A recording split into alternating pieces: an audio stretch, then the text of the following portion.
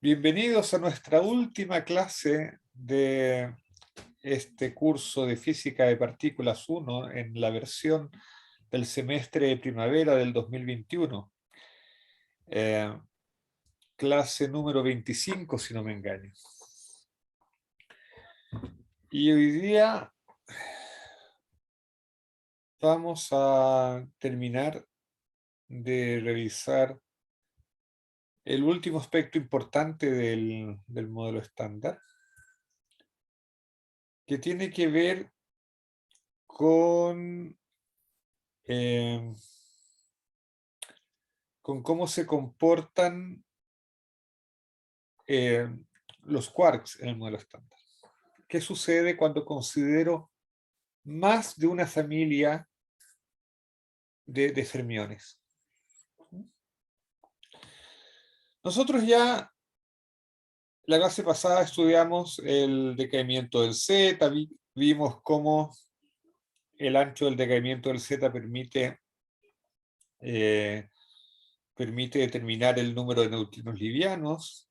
Ahora vamos a discutir un poquito qué pasa con el decaimiento de hadrones. Entonces nosotros en algún momento del curso discutimos el decaimiento del pión negativo. Pero nosotros lo, lo describimos de una manera afectiva, donde el grado de libertad era el pión. Desde un punto de vista microscópico, uno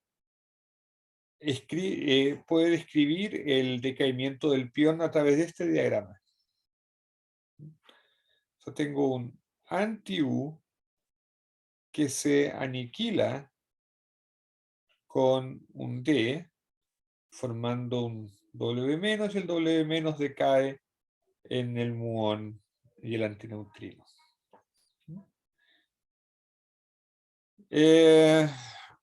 Y bueno, esta es la razón por la que uno coloca el U y el D en el mismo doblete en el modelo estándar, ¿no? Uno coloca en el modelo estándar, vamos a, ¿dónde estás? ¿Dónde estás? Aquí está, aquí está. Uno coloca el U y el D, los izquierdos, en el mismo doblete. ¿Por qué? Porque los W lo que hacen es hacer una transición entre un U y un D. ¿Okay? Pero el asunto comienza a complicarse cuando uno nota que también ha sido observado el siguiente decaimiento. Un kaón negativo decayendo a un muón y el antineutrino muónico. Este decaimiento se observa, es suprimido con respecto a este de acá, o sea, el ancho de decaimiento de esto es bastante chiquitito, pero se ha observado. Ahora, ¿cuál es la sorpresa de observar eso? La sorpresa de observar eso es que el kaón negativo es un mesón formado por un U barra y un S, no un D, un S. Entonces, para explicar este proceso, lo que tendríamos que hacer es suponer que el U interactúa con el S y se aniquilan formando un W.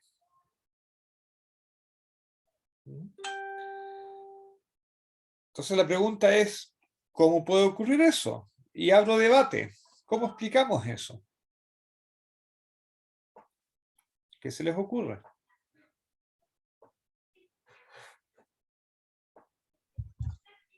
Me imagino que deben pertenecer como a la misma familia, o habría que suponer que están como juntitos. Claro, de alguna manera hay que suponer que el D y el S están como juntitos, ¿no? Ahora,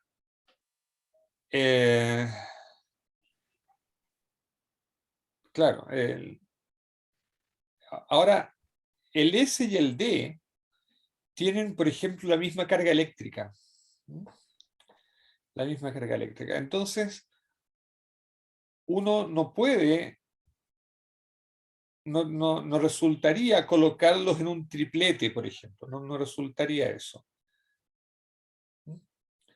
De hecho, es raro porque uno al S lo asocia a la segunda familia y al D a la primera familia. Entonces, hay algo en este esquema que no está completamente bien entendido hasta ahora, hasta este párrafo del curso.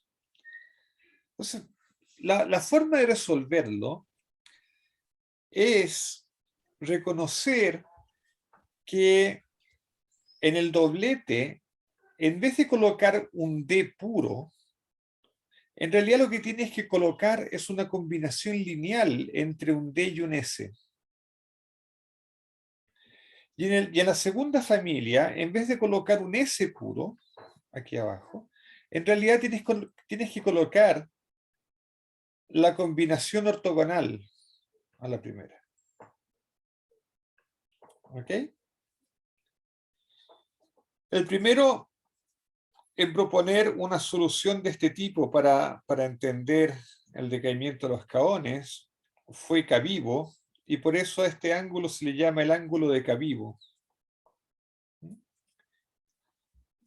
Y hay que determinarlo experimentalmente.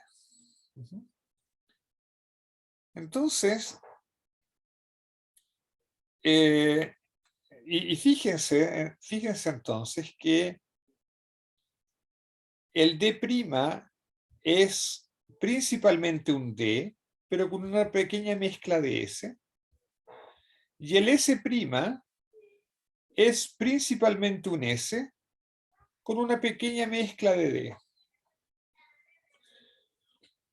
Esas pequeñas mezclas, el que la mezcla sea pequeña, explica primero que se pueda producir este fenómeno, pero por otro lado, explica por qué el decaimiento del caón está suprimido con respecto al decaimiento del pión. Porque en el caón va a aparecer aquí un seno del ángulo de Cabibo, y un seno en la amplitud, como el ancho de decaimiento depende de la amplitud al cuadrado, va a aparecer un seno al cuadrado. Mientras que abajo, aquí va a aparecer un coseno del ángulo de Cabibo al cuadrado, y eso es lo que me forma esta tangente al cuadrado del ángulo de Cabibo, que es lo que suprime el decaimiento del caón. ¿Está bien hasta ahí? ¿Preguntas? ¿Comentarios? ¿Cuál es el orden de la masa de un caón? Ah, buena pregunta. Buena pregunta. Vamos al... A ver, tengo que abrirle la ventana al gato que está llegando de un carrete de toda la noche, así es que ya. Ya entra. Ya, ok. Y le abrimos la puerta para salir. Eso.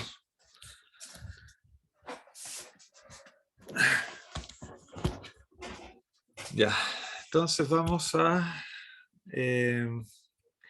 ir al PDG. ¿Conocen el PDG, no es cierto? Sí.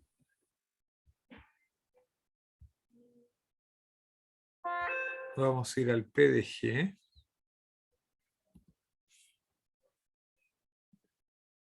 Oh, claro, pero no es el partido de la gente. Es el Particle Particle Data Group, SPDG. Entonces, y aquí en el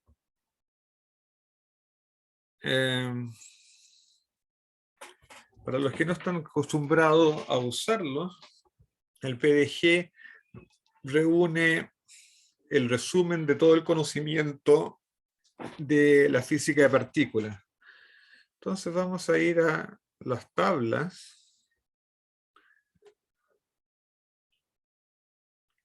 Vamos a ver los mesones. Y vamos a ver los mesones extraños. El mesón es un mesón extraño porque tiene extrañeza.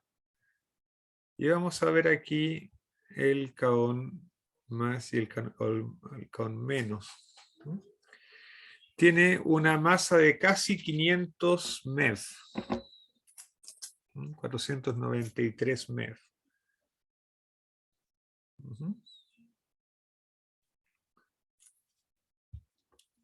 Y ven sus modos de decaimiento. Vamos a ver aquí los modos de decaimiento del kaón.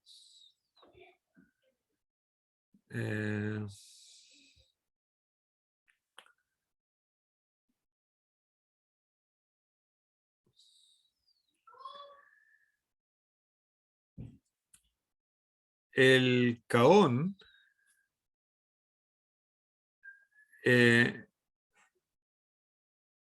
esto es el kaón más, ¿no es cierto? El kaón más efectivamente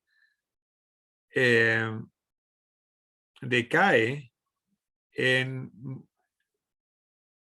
muón neutrino, muón antineutrino, claro, muón antimuón neutrino, con un 64% de probabilidad. Luego tiene el decaimiento en un pión, positrón y neutrino, con 5% de probabilidad. El del electrón está muy suprimido. En fin, aquí están los canales de decaimiento que han sido medidos del kaón. Entonces, este es el que estamos analizando ahora.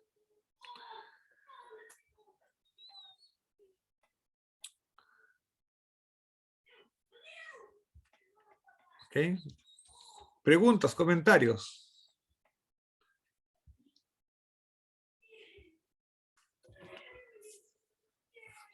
Ya.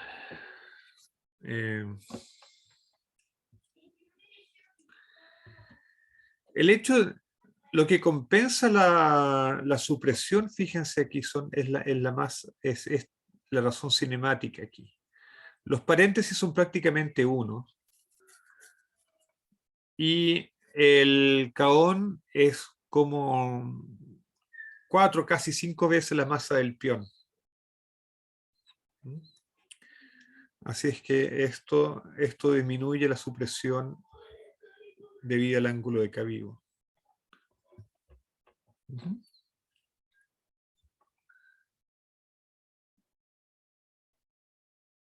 ¿Algo más? ¿Se entendió la idea del ángulo de Cavigo, no?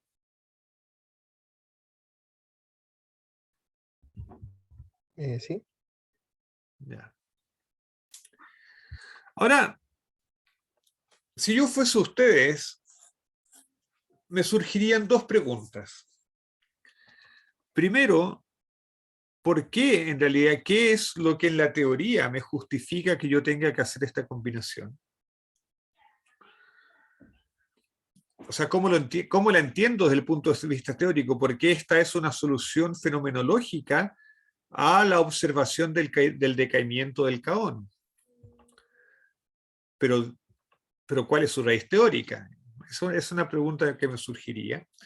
Y la otra pregunta que me surgiría es, ¿cómo cambia esto cuando tengo 3 familias? Entonces, eso es lo que vamos a ver ahora con detalle.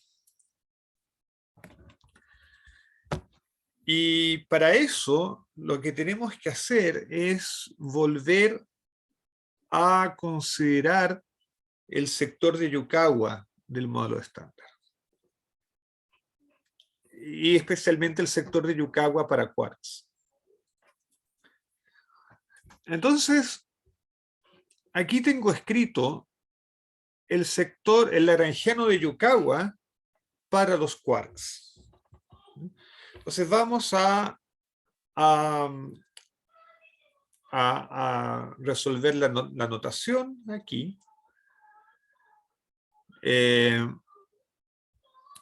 QI es el doblete de quarks izquierdos que pertenecen a la generación I. UI y d'I son los quarks tipo U y tipo D de la generación I.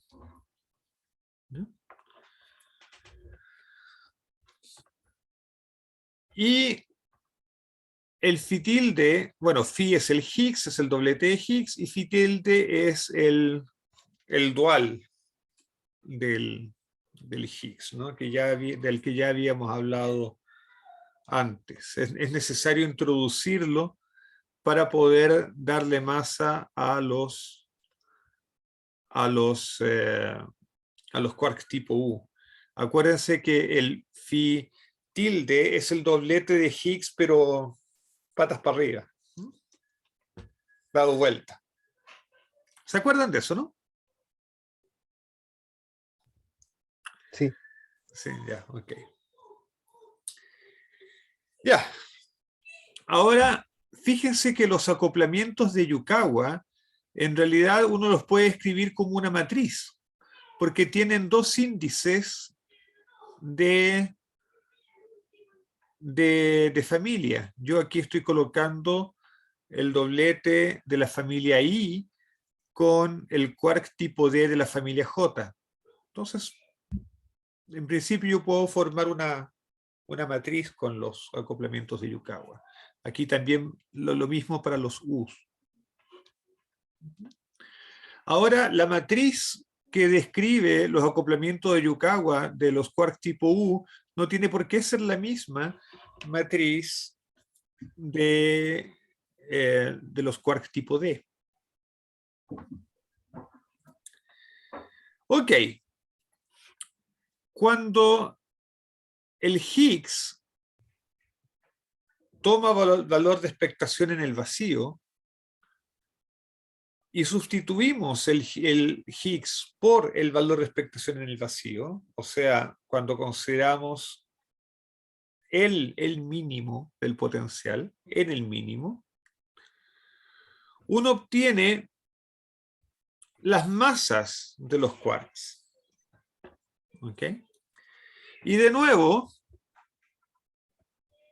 uno obtiene matrices de masas. Una matriz de masa para los quarks tipo U y una matriz de masa para los quarks tipo D. Y esas matrices de masa son solamente las matrices de los Yukawas multiplicadas por el valor del VEV. El V partido por raíz de 2. ¿Ok? Entonces, hasta ahora no hemos hecho nada. Ahora bien, nada nos dice que estas matrices sean diagonales. No hay nada que nos garantice que los M sean diagonales. ¿Están de acuerdo conmigo? Sí, profe. ¿Sí? Entonces, lo que tenemos que hacer es, en principio, diagonalizar las matrices de masa, porque acuérdense que los campos físicos son aquellos que diagonalizan la matriz de masa. Entonces, para hacer la cosa un poco más fácil, voy a suponer que ya estoy en una base, o sea, que he escogido una base para los U, de tal manera que la matriz de los U's sea diagonal. Pero nada garantiza que que MD sea diagonal. Entonces lo que tenemos que hacer es diagonalizar MD. Diagonalizar MD significa encontrar los campos físicos para los quarks tipo D, porque los campos físicos son los que diagonalizan la matriz de masa. Entonces, voy a llamar esta M elegante con 2 rayitas, ¿no? Esa va a ser la matriz diagonal. Eso quiere decir que existen 2 matrices unitarias, AL y AR, que transforman la matriz de masa, que no es diagonal, la transforman en una matriz diagonal. Este es el proceso de diagonalización. Estoy diagonalizando una matriz simétrica. ¿Está bien? Ni siquiera simétrica, una matriz en general. La estoy diagonalizando. ¿Está bien? Sí, profe. Ya. Lo único que sé es que los A, el AL y el AR son unitarios. Entonces yo puedo invertir esta relación y escribirlo así. Y ahora yo puedo sustituir MD en mi lagrangiano de masa. Y me va a quedar de esta manera. El lagrangiano de masa, como estoy suponiendo que la parte de los U's ya es diagonal, me queda así nomás. Aquí diagonalicé, ya está diagonal aquí la matriz de masa. Y la otra parte, la parte de los D's, me queda escrita así. ¿Dónde? Fíjense que aquí ya eliminé los apóstrofes de los D. Aquí estaban con apóstrofes. ¿Por qué los eliminé? Porque hice actuar estas matrices en los campos de prima. Esas matrices, la AL y la AR. Y definí nuevos campos. El campo de L es A daga L por D' L. Y DR es A daga R por D' R. Acuérdate que este de aquí, el de prima, era el que va, es el D que va en el doblete. En el doblete de quarks. ¿Me siguen? El R, no, pues el R va solito. ¿El R cómo? El R va El, solito. El R es el singlete. Pero el ya. L, pero el D' L es el que va en el doblete. Ya. Ok. Pero resulta que esta matriz de aquí, por definición, es diagonal, porque se supone que he diagonalizado la matriz de masa. Entonces ahora yo puedo escribir explícitamente este M como la matriz diagonal de los quarks tipo D de las 3 generaciones y he diagonalizado completamente mi matriz de masa. Súper cachilupi. El detalle está en que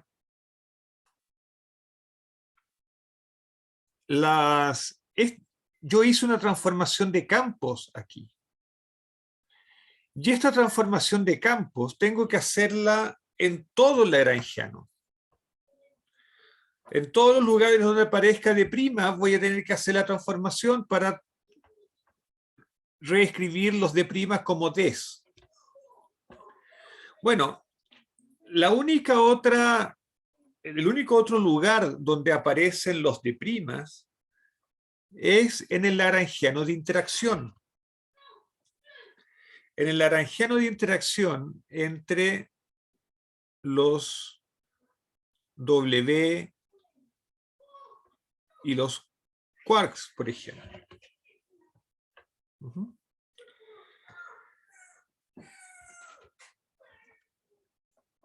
Entonces, aquí tengo el lagrangiano. Y fíjense que aquí se aparece solamente el dl'. El dr no aparece porque el dr es singlete de SU2.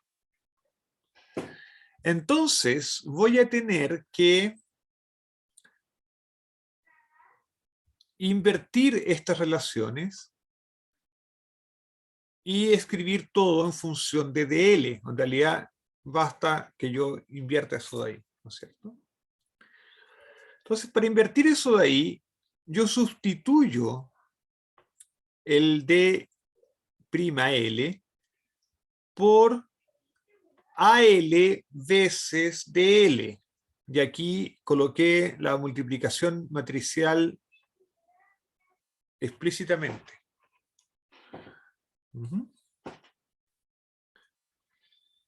Y aquí también. Y recuerden, este DL es el bicharraco que diagonaliza la matriz de masa. Es el campo físico. O sea, este D es el D, es el S y es el B. Nada de mezcla, son los tipos físicos, nada de primas. Ahora, normalmente a la matriz A se la denota por V y se la llama matriz de Kavivo-Kobayashi-Maskawa. Y en general, la interacción entre los Ws y los quarks se escribe entonces de esta manera, con la matriz de Kobayashi-Maskawa, de Kavivo-Kobayashi-Maskawa metida ahí dentro. ¿Okay? Entonces, por ejemplo,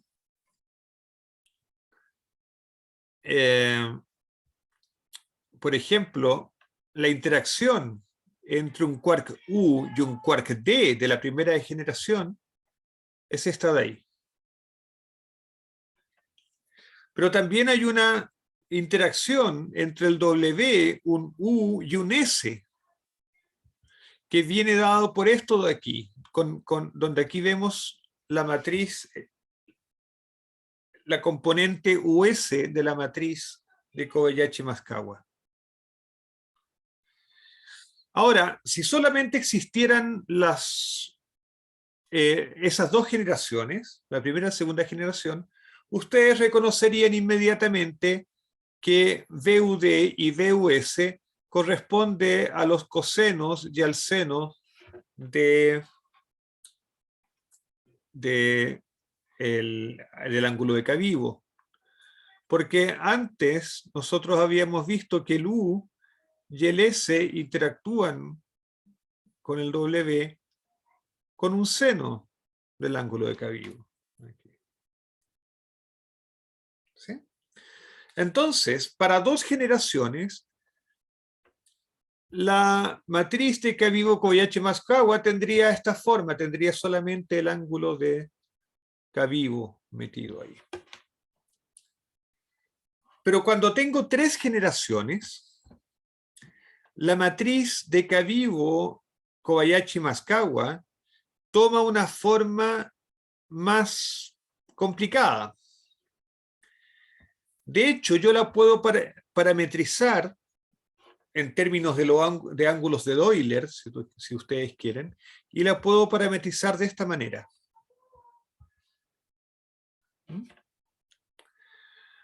Donde tengo un ángulo que mezcla la primera y la segunda generación, o sea, eso es básicamente el ángulo de Kobayashi, el ángulo de Kavivo. Tengo otro ángulo que mezcla la segunda y la tercera generación, y tengo un ángulo que mezcla la primera con la tercera generación. Ahora, además de eso, uno puede demostrar, no lo voy a hacer ahora, pero uno puede demostrar que cuando uno tiene al menos 3 generaciones, puede también uno tener una fase compleja aquí. Ahora, es súper interesante porque esa fase induce violación de CP en el modelo estándar. Y ustedes saben que se necesita tener violación de CP para explicar por qué en el universo hay más partículas que antipartículas.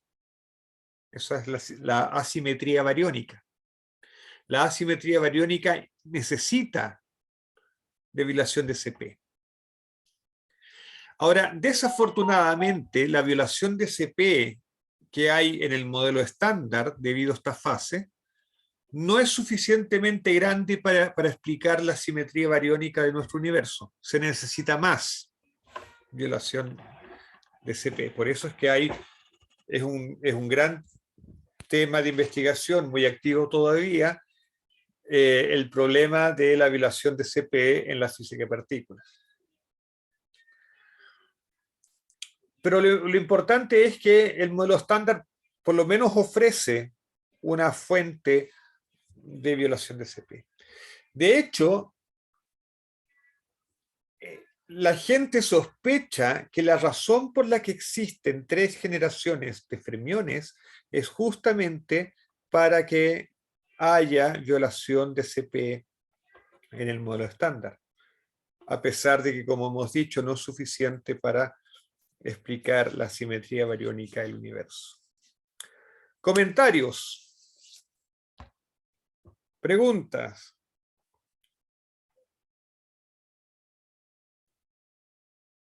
O sea, está como tema abierto todavía. Exactamente.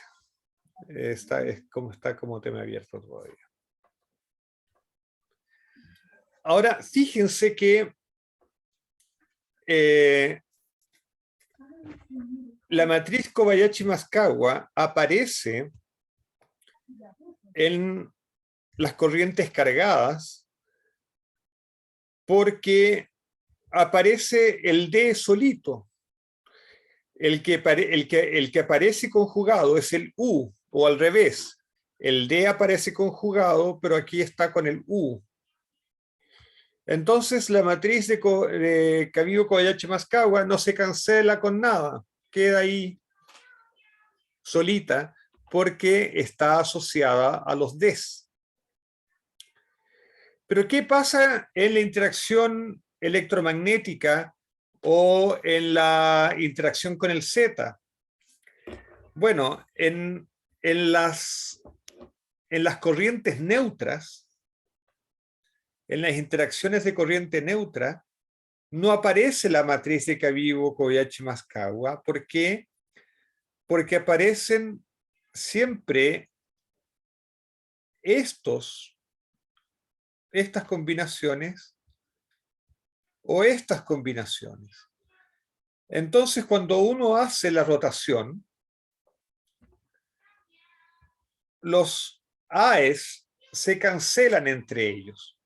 O sea, esta cantidad es invariante bajo las transformaciones de base, las rotaciones de base. Entonces, las corrientes neutras no llevan matriz de Kobayashi-Maskawa, la matriz CKM, no la llevan. Por lo tanto, las interacciones de corrientes neutras, o sea, el electromagnetismo y el Z, no cambian sabor, no mezclan sabores, no mezclan generaciones. ¿Me doy a entender?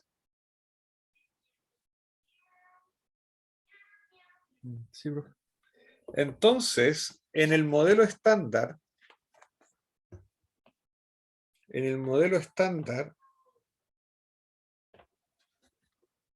este decaimiento, por ejemplo,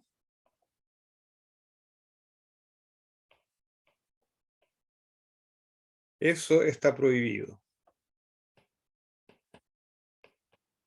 en el modelo estándar. Está prohibido. ¿Por qué? Bueno, este decaimiento conserva la carga eléctrica, conserva el número bariónico, conserva todo lo que tú quieras, ¿no? Pero hay un cambio de sabor. O sea, esto tiene sabor no nulo, digamos. ¿No? Estás mezclando dos generaciones distintas. Eso en el modelo estándar no se puede. Tampoco se puede, por ejemplo, tener una interacción que lleve al fotón. Por ejemplo, tampoco puedes tener una interacción de este tipo.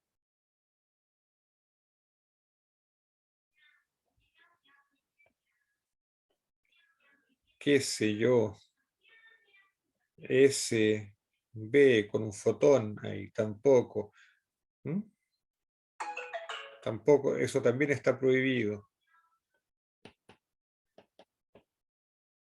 No puedes tenerlo.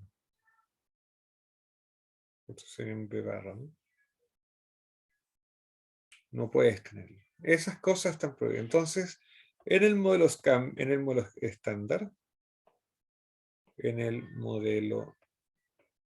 estándar,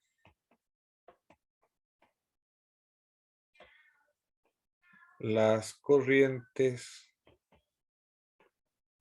neutras respetan el sabor.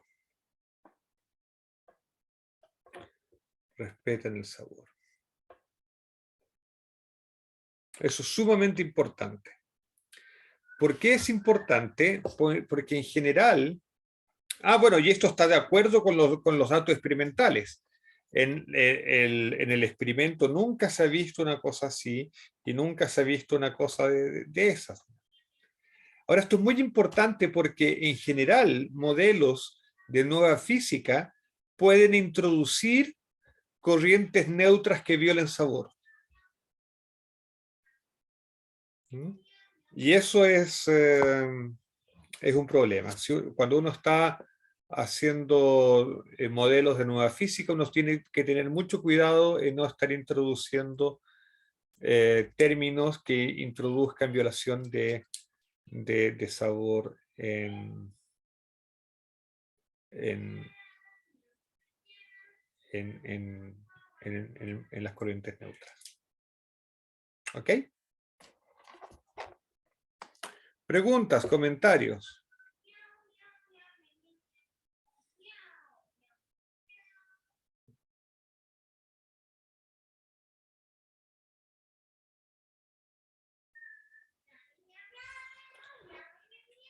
Ya. Cosas como interacciones como esta,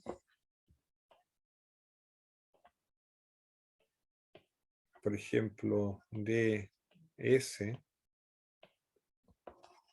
se conocen, que en el modelo estándar está prohibido, digámoslo aquí, prohibido, se conocen como flavor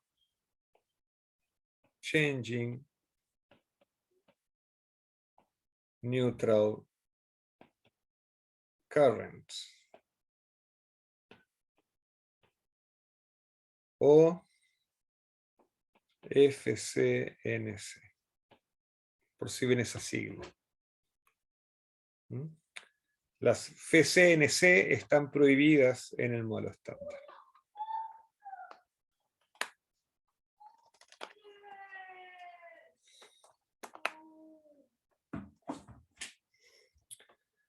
Ok.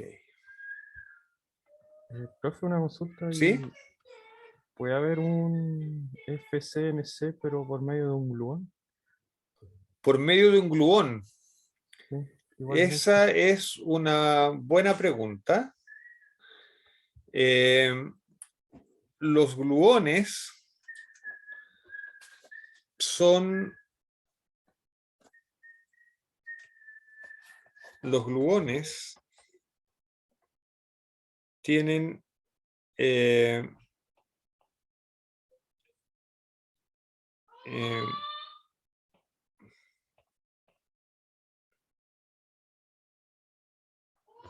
tienen ese tipo de interacción. Son, o si ustedes prefieren,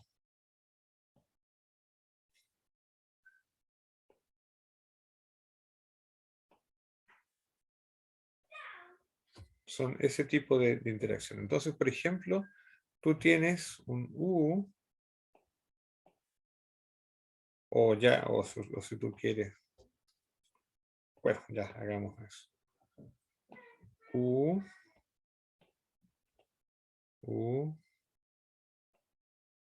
Gemu. O tú tienes D, Gemu. ¿Ok? Entonces son... ahora, tú aquí tienes que tener un quark tipo U y aquí uno tipo U también para que la carga eléctrica se cancele, porque los gluones no tienen carga eléctrica. O aquí un tipo D y aquí otro tipo D. La pregunta entonces es si uno podría tener algo así. Algo así.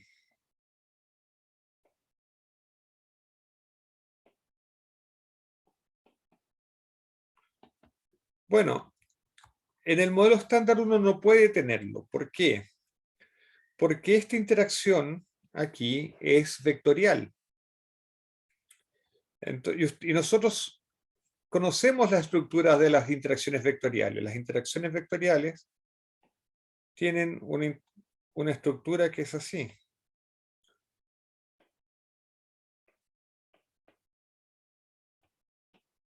La estructura quiral de las interacciones vectoriales. Entonces, cuando yo hago el reemplazo de dl por v dl, donde esta es la CKM, ¿no? La matriz CKM.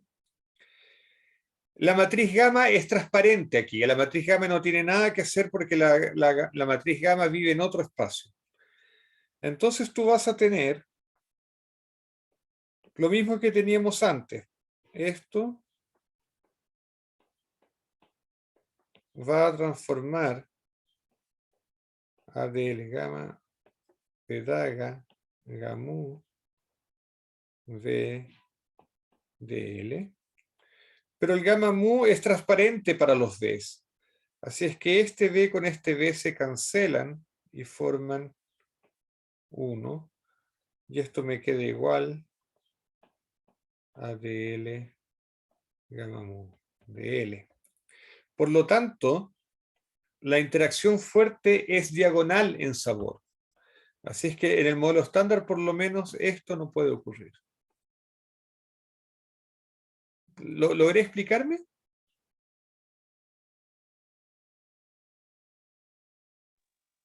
Sí, bro. Ok. Entonces, el secreto está en la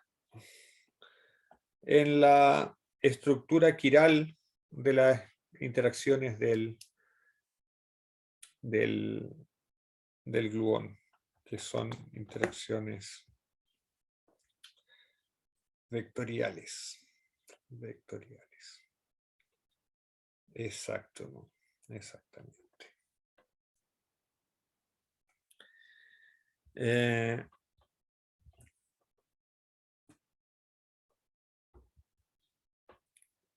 Así es que no hay FCNC en QCD. Ya. Y eso es lo que quería decirles sobre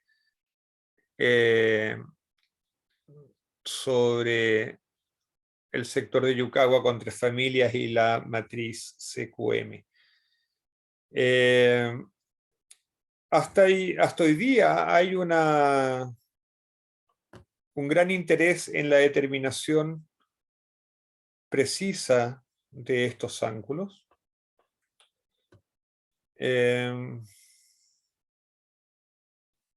Y bueno, hay mucho trabajo al respecto. Déjenme cambiar rápidamente de tema, a menos que haya preguntas.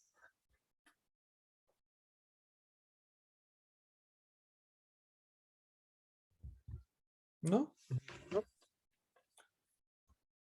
Ya. Y déjenme hablar un poquito sobre el Higgs, sobre la fenomenología del Higgs. Nosotros dijimos que el Higgs es un bicharraco muy especial en el modelo estándar. Hace cosas que no tendría por qué hacerlas él solamente. O sea, rompe la simetría y le da más a los bosones de Gauge, le da más a los fermiones y unitariza el scattering entre bosones de Gauge longitudinales.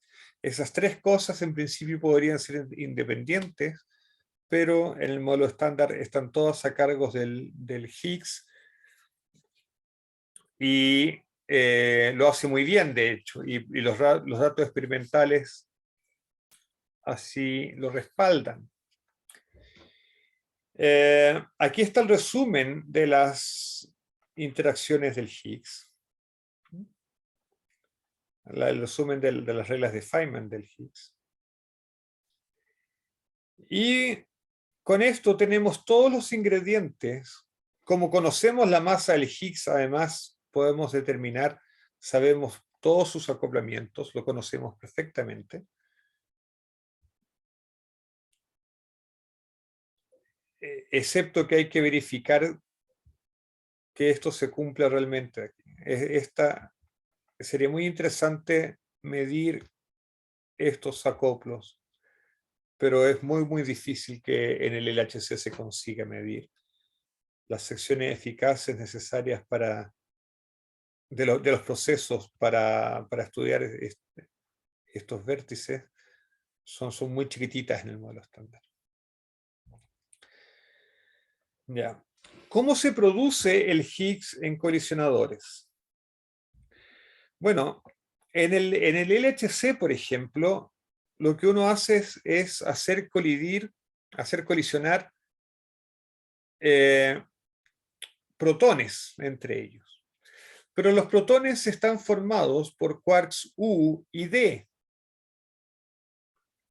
Y el acoplamiento del Higgs a los quarks U y D es muy débil, es muy chiquitito, porque el acoplamiento del Higgs con los fermiones es proporcional a la masa del fermión. Y el U y el D tienen masas muy chiquititas, de unos pocos MeV.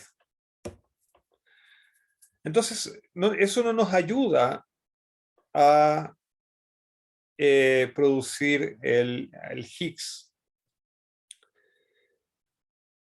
Pero en el protón no solamente hay quarks, hay gluones también. Y esa es toda la gracia. El mecanismo de producción del Higgs en el LHC es a través de los gluones, pero ustedes me dirán, pero el Higgs no se acopla a gluones. Efectivamente, el Higgs no se acopla directamente a gluones, pero sí lo puede hacer a través de loops. Y en particular, dos gluones pueden formar un loop de quark top, un triángulo de quark top, y el Higgs puede acoplarse al top en ese loop. Y eso crea un acoplamiento efectivo entre los dos gluones y el Higgs. Pero ustedes me dirán, esto es un proceso, un loop, entonces tiene que estar suprimido. Efectivamente, es un proceso, un loop, y está suprimido, pero la masa del top es tan grande que el acoplamiento del Higgs con el top es extremadamente fuerte. Es extremadamente fuerte. Entonces, eso hace que esta contribución sea la contribución más importante en el LHC para producir al Higgs. Y aquí yo les doy como yapa, como bonus track, les doy el lagrangiano efectivo de la interacción entre el Higgs y los gluones.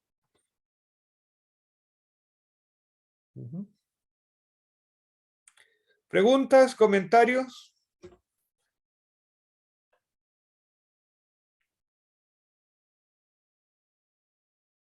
No. Hay otros procesos que pueden producir el Higgs de manera considerable en el LHC. Uno de ellos es la fusión de bosones de Gauge. Tú tienes un quark, tienes otro quark, producen bosones de Gauge que se funden y producen un Higgs. Entonces, esta es la señal para este tipo de producción, es que tú ves el Higgs y dos jets. Los jets son producidos por los quarks que salen aquí. En un colisionador leptónico, tú puedes hacer exactamente lo mismo sustituyendo los quarks iniciales por un electrón y un positrón. Y por exactamente el mismo proceso, tú puedes tener entonces electrón-positrón yendo a Higgs, electrón-positrón, y electrón-positrón yendo a Higgs, neutrino-antineutrino, en el caso de que sean Ws lo que tú produces aquí.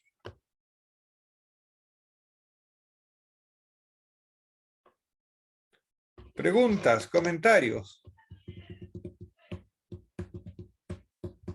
En ese caso, el par electrón-positrón saldrían con menos energía o con menos momento. Claro, porque tú parte importante de la energía la usaste en crear el Higgs.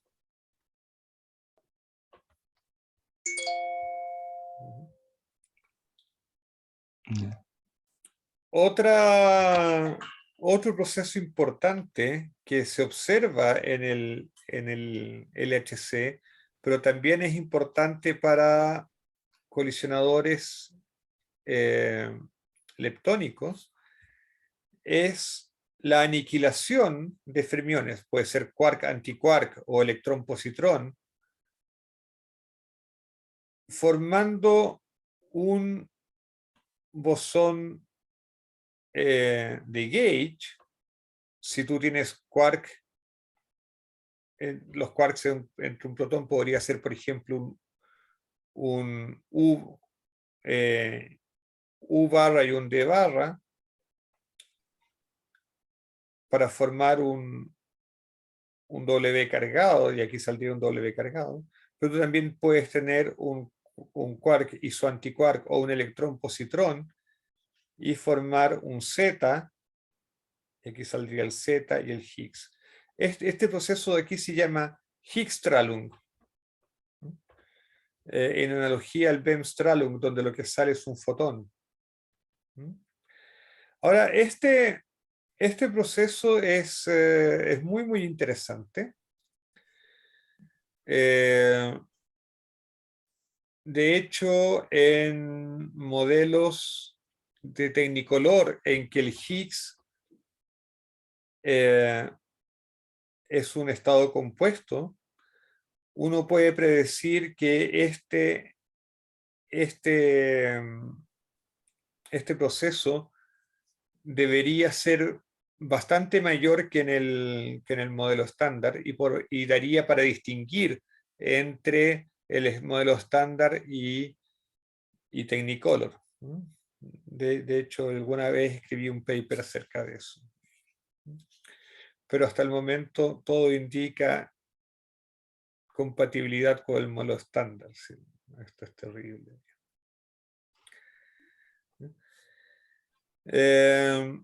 En el LHC esto se ha visto este proceso, se ha visto protón-protón produciendo Higgs y un Z, y tanto el Higgs como el Z pueden decaer a leptones, entonces en el estado final tú tienes 4 leptones. Esa es una muy buena señal para este proceso.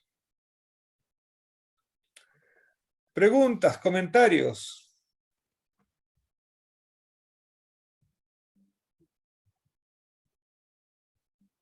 Profe, ¿dónde ha sido observado el Higgs Tralum así con mayor intensidad, se podría decir?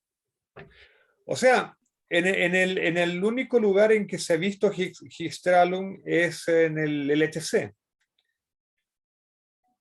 porque es el único lugar en el que hemos producido Higgs hasta el momento. Pero, por ejemplo, este proceso va a ser muy importante en el ILC, el International Linear Collider, que va a ser un colisionador electrón-positrón que se va a construir en Japón.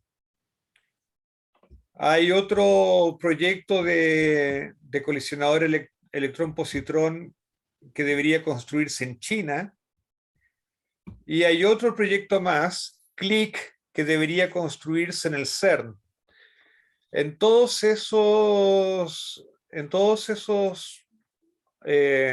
colisionadores, este proceso de aquí va a ser muy importante, y de hecho esas máquinas están siendo planeadas para transformarse en fábricas de Higgs, o sea, van a producir millones de Higgs a través de este mecanismo, y lo que van a hacer es estudiar los decaimientos del Higgs con mucha precisión, van a medir con mucha precisión los decaimientos del Higgs para poder determinar posibles desviaciones al modelo estándar.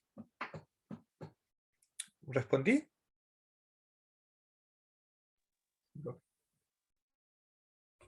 Ok.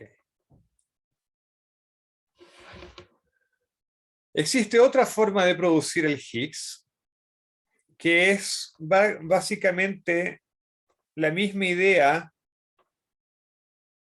de esta de acá, solo que abriendo el loop, ¿no? La idea es que tú en el LHC, por ejemplo, tienes gluones. Esos gluones pueden producir un antitop y un top, y el Higgs puede interactuar con los top. Puede ser producido por los top, por el top o el antitop. Entonces, esa es la producción conjunta, la producción asociada de un Higgs con un par de tops.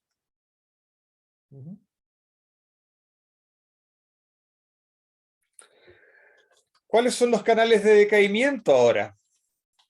Bueno, los canales de decaimiento principalmente del Higgs son decaimiento en fermiones,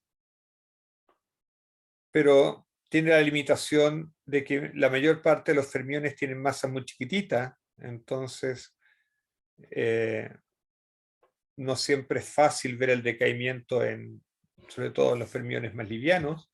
Yo les mostré alguna vez un gráfico en que se ha medido el acoplo del Higgs hasta el muón. El muón es el fermión más liviano al que se ha visto el Higgs decaer.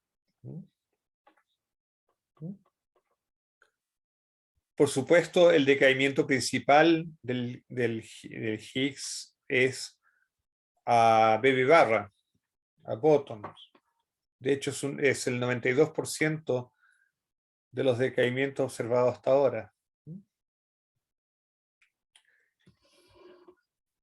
Otro decaimiento importante son los decaimientos del Higgs a un loop.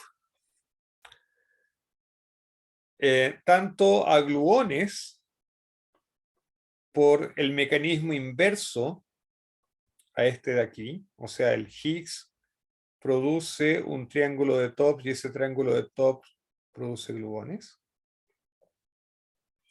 Y esos gluones después hadronizan, ¿no? Y forman chorros de partículas.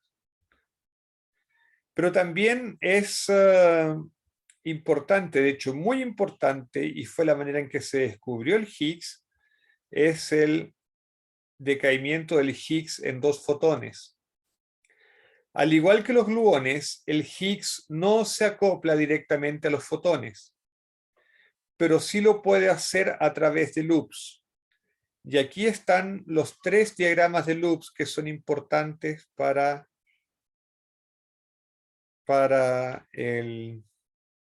ese decaimiento. Y aquí está la formulita para el ancho de decaimiento. Ahí están, aquí les doy las formulitas todas en detalle de cómo calcular eso, por si alguna vez los necesitan.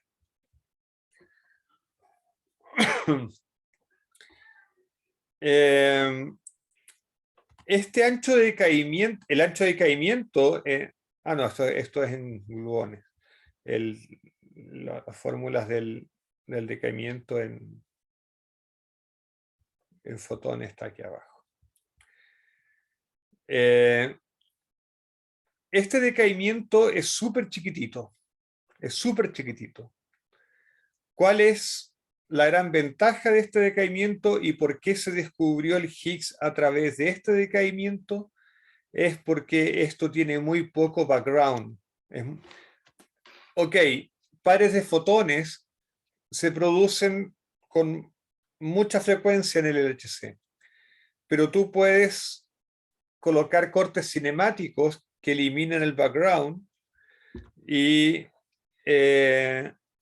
eso hace que este decaimiento sea muy, muy distinguible en el LHC, por ejemplo. Y es por eso que el Higgs se descubrió a través de este decaimiento. Profe, una consulta. ¿Sí? Eso o sea, el Higgs sería como, bueno, una partícula que decae en 2 fotones, pero ¿qué otra partícula podría decaer en 2 fotones? Al igual que el Higgs. Ah, esa es una muy buena pregunta. Los piones, por ejemplo, los piones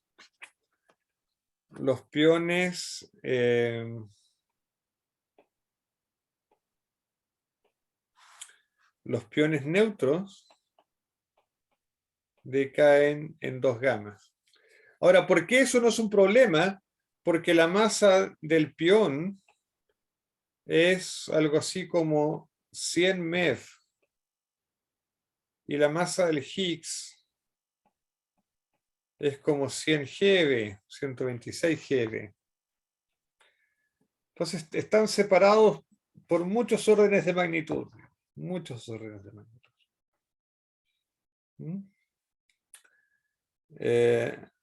Entonces no hay problema, no hay problema con eso. Ahora bien, existe un teorema que dice que una partícula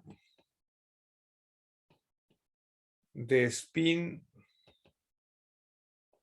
1 masiva y sin color no puede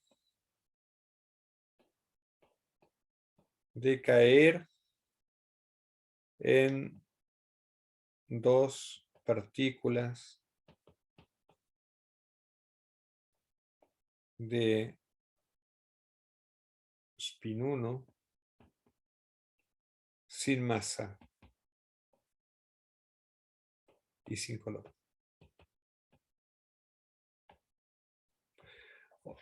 O sea, por ejemplo, que el Z decaiga a 2 fotones, eso está prohibido. Eso es teorema. Y eso es general, no tiene que ver con el modelo estándar, tiene que ver con la simetría de Bose. La simetría de Bose es la base de este teorema. Se llama teorema de Young. ¿Ok? Entonces, cuando se vio que se había descubierto una partícula que decaía en 2 fotones, no había lugar a dudas. Tenía que tratarse o bien de un escalar, o bien de una partícula de spin 2. De spin 2. Spin 1 no podía ser. Entonces, eso ya eliminó una posibilidad. Y la diferencia entre spin 2 y spin 3, uno la puede determinar por correlaciones angulares. Así es que rápidamente se descubrió que lo que se había observado era un escalar, una partícula spin 0 consistente con el Higgs.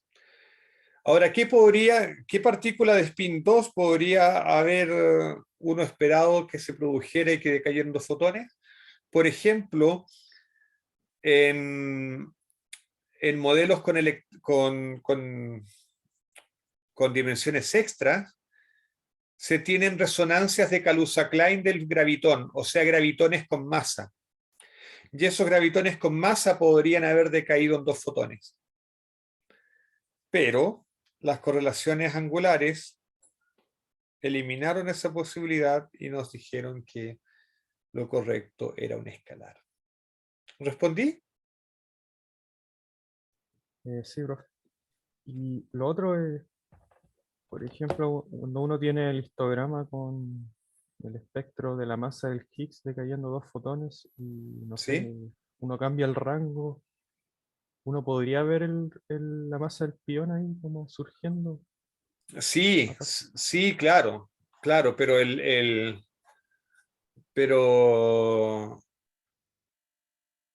es más difícil porque tú tienes, a ver, porque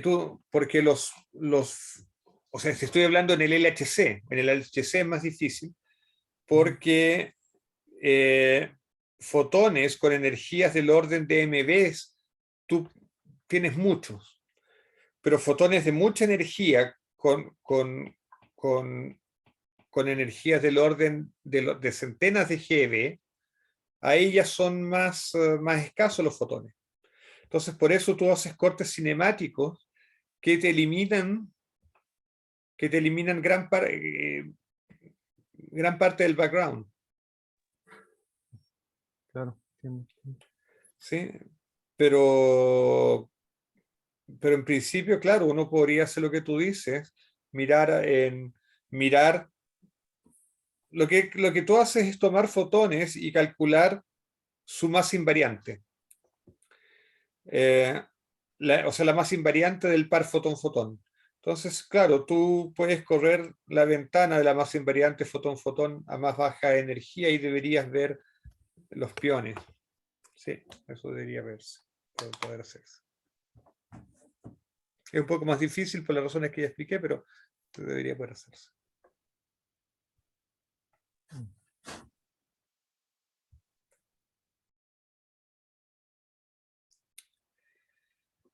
En fin, y lo último que les quiero decir, porque ya se me pasó el tiempo, es que hay un problema con el Higgs, y es que la constante lambda recordemos, es el potencial del Higgs, el potencial del doblete de Higgs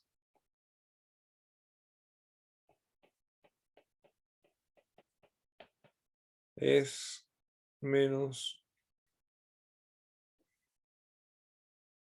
más un cuadrado phi daga phi más lambda phi daga phi al cuadrado.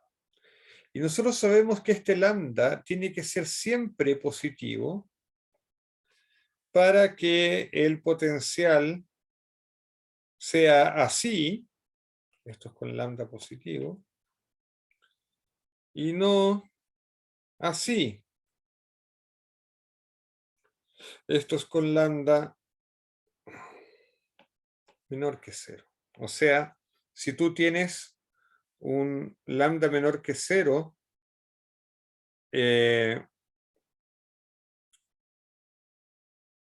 bueno, si tú tienes un lambda menor que 0, el potencial a altas energías se va a altos valores del campo, se va a menos infinito en realidad. Entonces un potencial así no tiene vacío. No tiene vacío porque no tiene energía, no está acotado por abajo la energía, ¿no? Bueno, el problema está en que ustedes saben que las constantes de acoplamiento, en particular el lambda, están regidas por el grupo de renormalización. Es decir, cambian su valor con la escala, el valor depende de la escala. Ahora bien, la evolución de lambda está dominada por el Yukawa del top, la interacción del top con el Higgs. De hecho, se puede aproximar, toda esta ecuación del grupo de renormalización se puede aproximar a ese valor. Y el asunto está en que para que el lambda sea siempre positivo a cualquier escala, se requiere que se cumpla esta desigualdad. Pero resulta que en el modelo estándar esa desigualdad, o sea, en el modelo estándar, no, los datos experimentales no cumplen esa desigualdad. Como nosotros conocemos la masa del top y conocemos todos los valores de las constantes que hay aquí, podemos predecir que para que el potencial del Higgs sea estable hasta energías de gran unificación, por ejemplo, la masa del Higgs tendría que ser mayor que 134 GeV. Pero el valor medido de la masa del Higgs es 125 GeV. Eso quiere decir que hay un punto a unas energías del orden de, a una escala de energía del orden de 10 elevado a 11 GeV, en que el lambda se torna negativo y por lo tanto el vacío se torna inestable. De hecho, parece que el universo, si es que no existiera nada más que el modelo estándar, esto quiere decir que el universo tendría que estar existiendo en un estado metaestable y que en algún momento va a ser una transición a un nuevo vacío. Y en ese nuevo vacío nosotros no tenemos lugar, porque en ese nuevo vacío el electrón tendría una masa de 10 elevado a 11 GeV, lo que significa que el radio de Bohr sería menor que el tamaño del protón, y por lo tanto no existirían átomos, y si no existen átomos no existimos nosotros. Así es que el calentamiento global frente a esto es un problema menor. Esto es realmente un problema serio. Ahora, no se preocupen, la vida media de metaestabilidad del universo es mayor que la edad del universo actual. Así es que hay para rato todavía de naturaleza como la conocemos. Pero esta es una de las grandes motivaciones para tratar de encontrar física más allá del modelo estándar. Se necesita nueva física para estabilizar el vacío.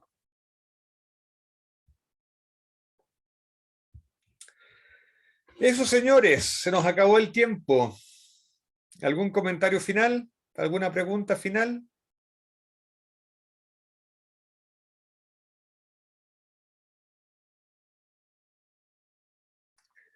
¿No? Entonces déjenme decirles que ha sido un gusto haber participado de este curso con ustedes. Espero que ustedes hayan aprendido algunas cositas interesantes también. Y bueno, nos veremos en alguna otra ocasión. El curso se acaba aquí. Una consulta. ¿Sí? ¿Va a dictar partículas 2 los semestres? Voy a dictar partículas 2 del próximo semestre. Ah, genial. Sí que tengo pensado tomarlo. Ah, ya, perfecto. Entonces nos veremos ahí. Ahí te vas a divertir más. Yo sé que tú eres más QCD. Sí, algo. Entonces ahí nos vamos a divertir más con Deep en Elastic Scattering y cositas por el estilo. Ok. Dejo de grabar.